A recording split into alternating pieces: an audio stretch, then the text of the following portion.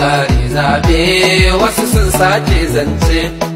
Mu a kanan damu Abba ya canye zaɓe, tunda kukun nan ne za mu bar ku kotu sai ta tantance. Ya Allah saka bismillah jalla gwanin da shi kawai da ɗan yaro taro. Ko ba ma tsoro Rabbana mahalicin nan da ya sama'u ya karamin ƙwaro. Ko ba ma tsoro wanda shi ka cire tsoro jikin mutum ya sa har ya yi horo. Ko ba ma tsoro to idan faɗakarwa ce ka sa a karni ni ba na tsoro. Ko ba ma tsoro na samu horo na ga dubin taro, inda duk faɗakarwa ta kamata zan yi ko a cikin taro. Dan Allah kyale ni an ƙare zaɓe wasu sun sace zance. Mu a kanan damu Abba ya canye zaɓe, tunda kukun nan ne za mu bar ku kotu sai ta tantance.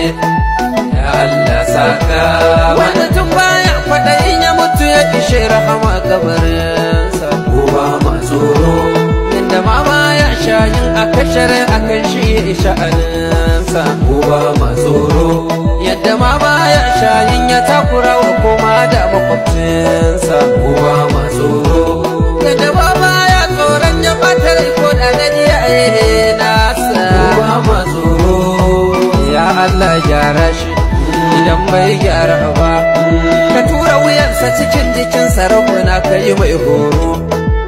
Allah saka mana an ƙare zaɓe wasu sun sace zance. Kowa ya sani mu a kanan damu Abba ya canye zaɓe, da kukun nan ne za mu bar ku kotu sai ta tantance.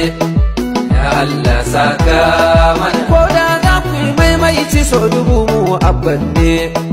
Ko ba ma tsoro wai har ma yara sun gane zaɓen nan rinto ne.